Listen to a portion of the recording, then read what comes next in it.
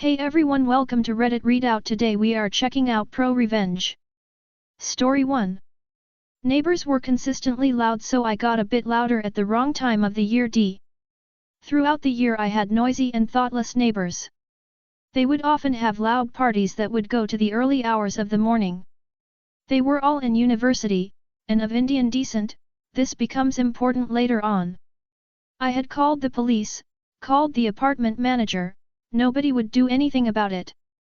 I was losing sleep, and my work was becoming affected as well. I had spoken to them directly, and they completely disregarded me, and refused to just shut the fuck up. This went on for months, and I was writing out my lease to move somewhere else. One day I'm sitting watching TV on a nice spring day, and I have my windows wide open, and I hear one of the neighbor's friends come over, and he asks if he's coming out. And he says no, he needs to study for an important test he's taking the next day. This little snippet of information was all I needed. His friend leaves and he closes the door. I then proceeded to take my speakers and put them up against the walls. Near where I knew his desk was, there were balconies outside, so I often saw him studying here, and I began to blare Mertbo and death metal straight at the wall. I put on my noise-cancelling headphones and just blasted it as loud as possible for hours. My landlord actually ended up coming into the apartment, because I didn't hear him knocking, and he's obviously flipping out, but I'm like, meh, you never did shit when I complained, so good luck. Call the cops, laughing face. My lease was set to be up soon anyway, and I was leaving the state, so fuck y'all. So landlord leaves, and I'm still amped up on adrenaline, and it's quiet for maybe 20 minutes, and I just intermittently start blasting music. The neighbor comes over irate, screaming that he has this big test, and he's got to pass it, apparently a medical student, and I just laughed in his face and said I don't hear anything. He then makes a fantastic mistake, which was telling me he didn't just have a final tomorrow, but it was finals week. Oh great! Added stress for the week equals the fact that I continue doing this every night for the rest of the week. I set my alarm to go off every 30 minutes, and I would bang on the walls with a hammer, and blast music, and I was going a bit crazy as well, but that didn't matter, because I was fucking up this guy's life. Around day 3 of no sleep for anyone, he comes over screaming about how in India his family will disown him and all this nonsense, which just made me laugh, and just said the same thing over and over, that I didn't hear the music, and I think it was coming from somewhere else. I basically just started gaslighting him, acting really nice when he came over in a rage. That weekend the landlord gave some bullshit notice that I had to leave, which I was fine with, because he broke my lease and I wanted to get out anyway, so I got my deposit back. On the last morning I was there, I was moving out, and I knocked on the dickhead neighbor's door at like 8 AM and asked him if he wanted this old air conditioner I was going to throw out otherwise. He was totally in a daze, and I don't know if he really understood what was happening any longer. Anyway, hopefully I fucked up his life, and his future a bit. Should've shut the fuck up when I told him numerous times. Story 2. My grandmother put greedy preachers in their places twice even after she died. TL/DR, my grandmother generously served her Bible-believing Christian church for almost 50 years, without asking anything in return. But when she became elderly, disabled and homebound, her church acted like she did not exist, until she was in hospice care and literally on her deathbed, when that church showed a sudden interest in telling Grandma to remember your church in your will.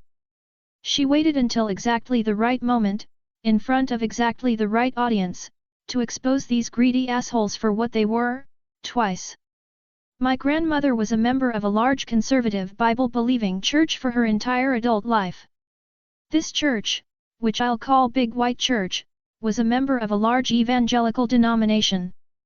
Big White Church was located in a prosperous suburb of a large city in the Bible Belt of the deep south of the USA. Grandma was very active in Big White Church.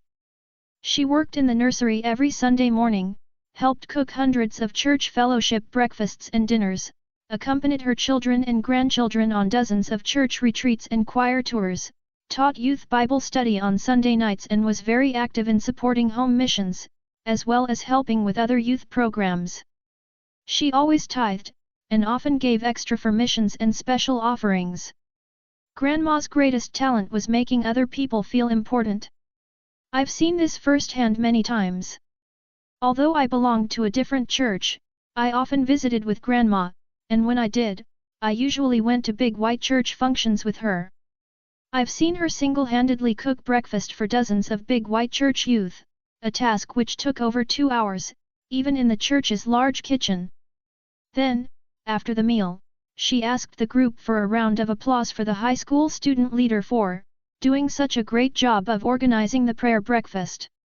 I remember that, on a big white church youth retreat at a rural church camp, she drove most of the night to go back to the city and retrieve a big box of evangelistic materials that one of the assistant pastors, whom I'll call As Pastor, had forgotten and asked her to get, in time for our morning program the next day.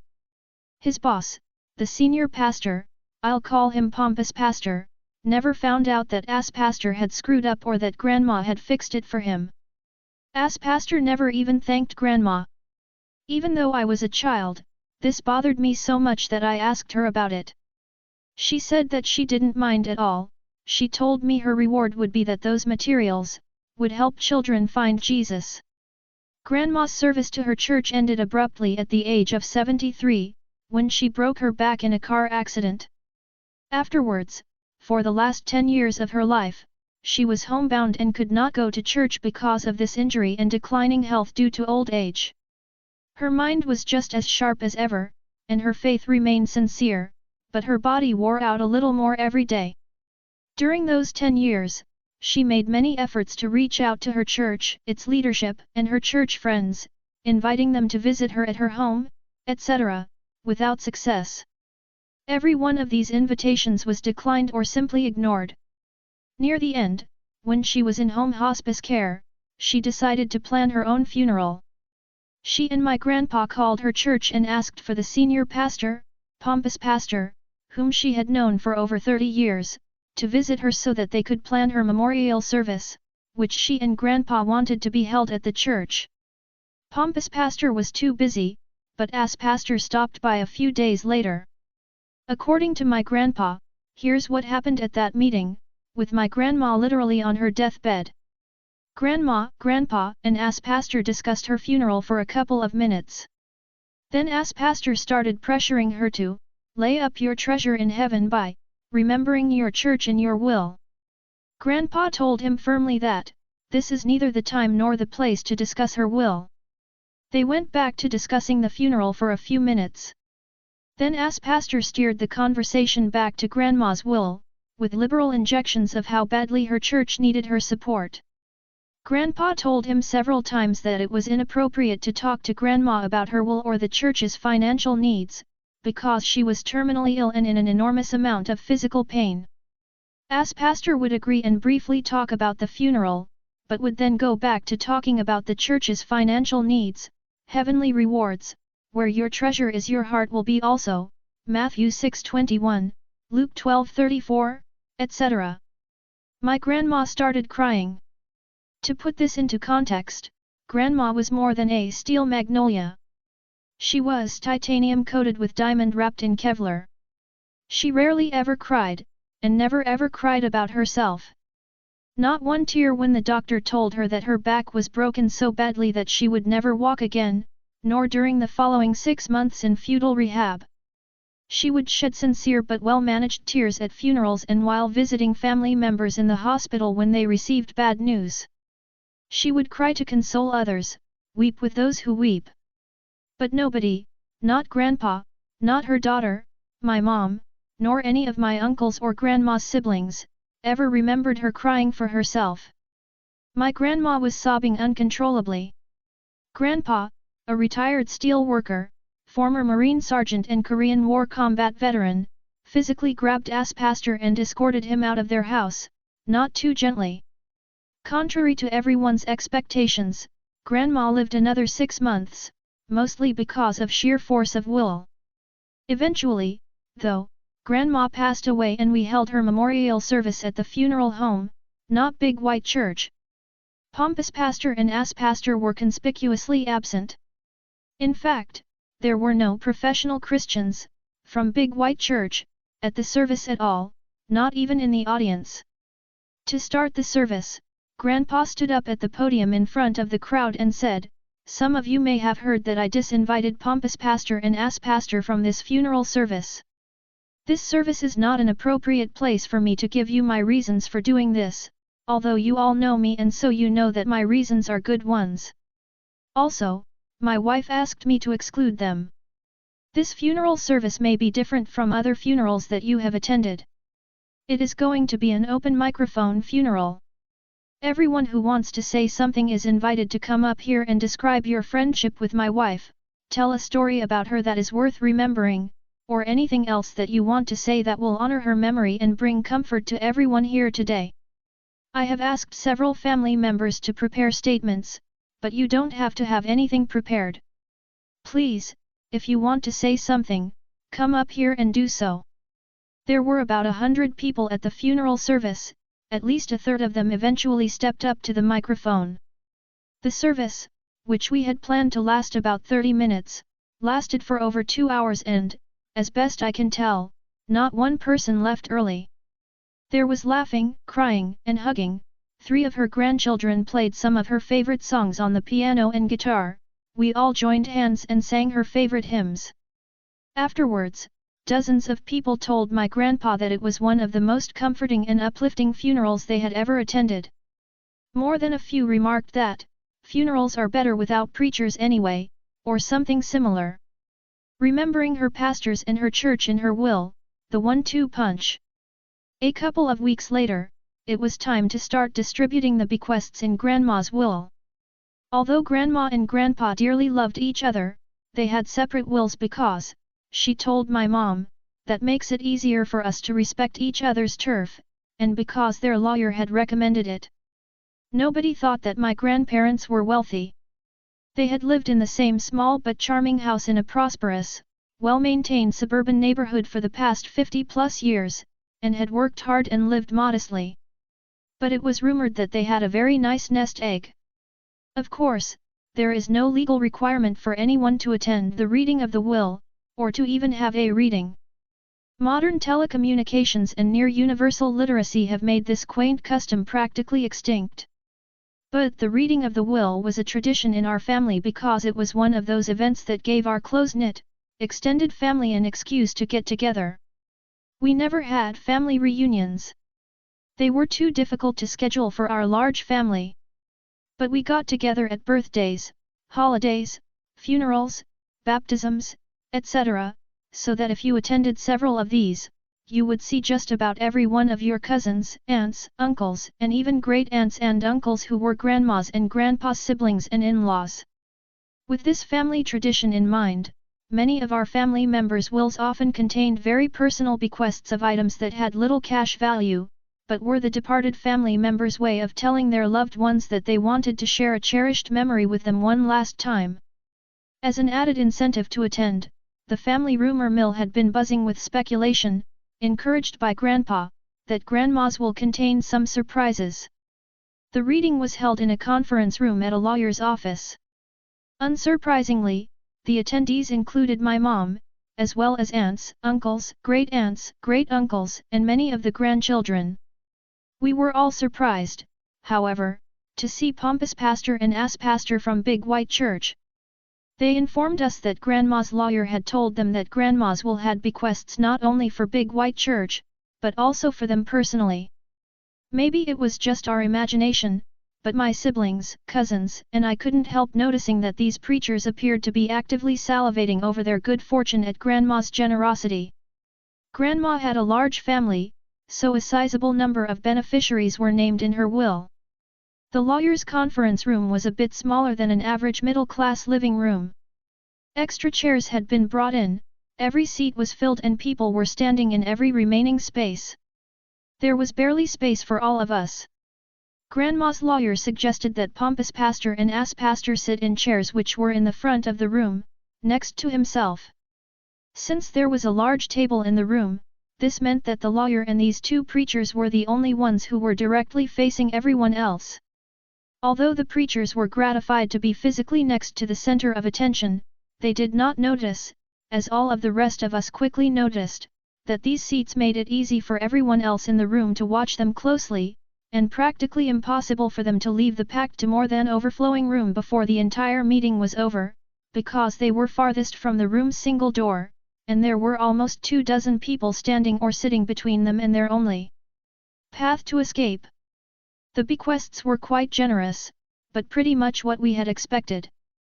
Grandpa kept their house, its contents, their retirement accounts and everything that remained after all of the bequests had been satisfied.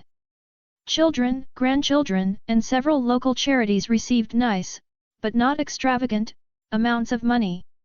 Several sentimental items were named and given to various friends and relatives. Grandpa was first beneficiary listed in the will. But, after him, all of the other bequests were arranged in order of increasing worth. They started with sentimental items, which had very small cash value. Then each grandchild received several $1,000s, then each son, daughter, brother, sister, niece, and nephew received a little more, then several local non-profits received very nice amounts, etc. Bequests to Big White Church, Pompous Pastor and Ass Pastor were, almost, the last ones listed in the will. They listened politely to the other bequests, but with steadily growing anticipation, as they noticed the exponential upward trend in Grandma's largesse. When Grandma's lawyer got to the Big White Church and preacher's part of the will, he said, "This is a bit unusual, but before I announce these bequests to Big White Church, Pompous Pastor and Ass Pastor, Ms. Grandma's name requested that I read the following statement to everyone present." He opened a letter that was written in Grandma's own handwriting. "For the past 10 years, not one person from Big White Church has ever called me, come to visit me or sent me a note to tell me that they cared about me. Not one minister, not one deacon, not one of the church women, not one of the church members who I worked with for all of those years, loved dearly and thought were my friends. I worked very hard for you when you needed me, for many, many years. But when I needed you and your church, you all pretended that I didn't exist. I only got one visit. When I was dying and I invited Pompous Pastor to come to my house and help me plan my funeral. This was my last attempt, after many attempts that I had made over the past 10 years, to reach out to my church and pastor, whom I still loved dearly even though they had made it clear that they did not love me. If only I could have my funeral at my church, maybe some of my church friends, whom I had not seen in a decade, would come to the service to see me one last time. And I know they loved to hear Pompous Pastor preach, so if he preached at my funeral, maybe they would come to my funeral to hear him, even if they would not have come to see me. But Pompous Pastor couldn't find the time to visit me, or even call me to tell me whether or not he was willing to preach at my funeral. Ass Pastor came by my house, but he didn't want to talk about my funeral. He just wanted me to remember his church in my will. That's all. Just remember his church in my will. It was then that I realized that I had allowed my church to break my heart for one last time. But that was the last time. The very last time. Ass Pastor did not know it when he visited me, but Grandpa and I had already prepared my will, long before his visit, which did include a double tithe, 20%, of my entire estate, for what was now my former church. Big White Church. This amount was named the amount, an enormous shitload of money, generating muffled wows from many of her heirs, including me. But I got to feeling badly that we had not personally remembered such nice people as Pompous Pastor and Ass Pastor. So I changed my will to include them by name.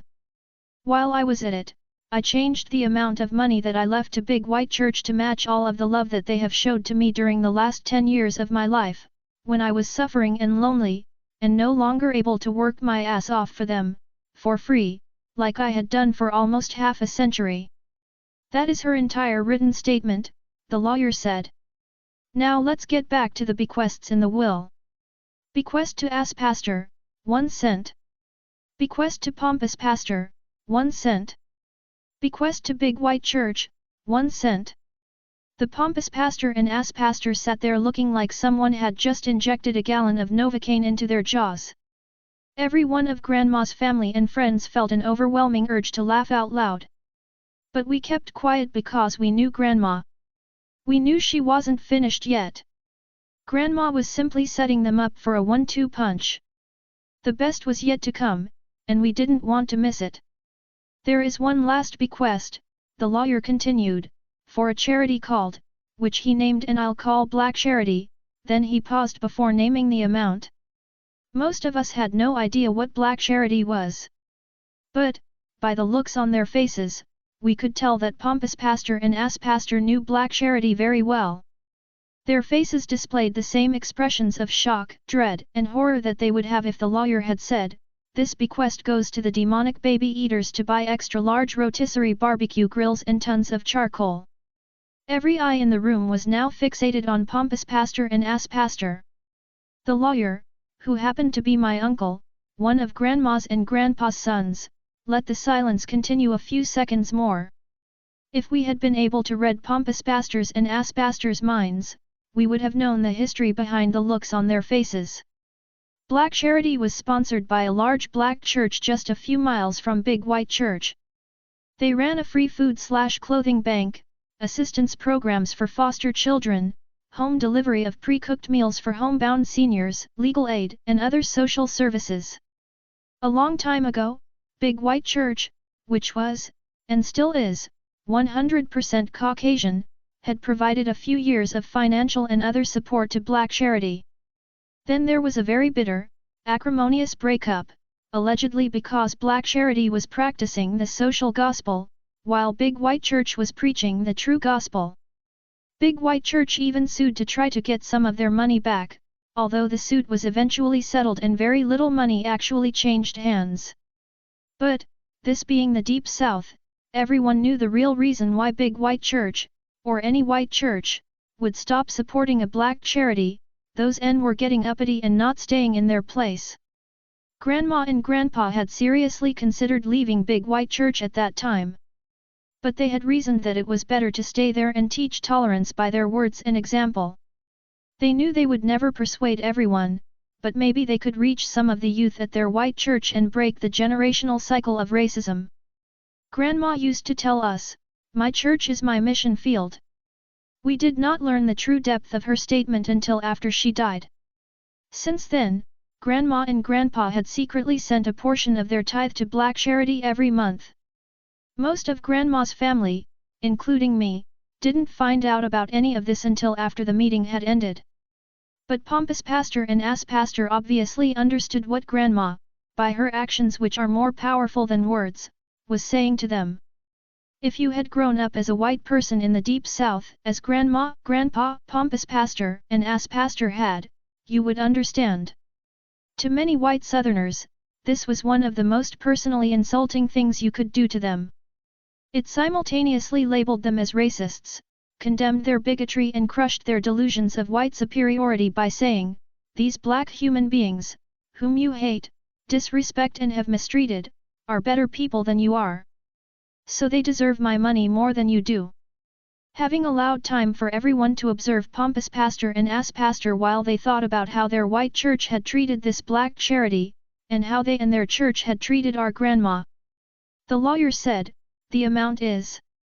Then he named the exact same amount that Grandma had named in her handwritten letter, the huge amount of money that would have gone to Big White Church if she had not changed her will.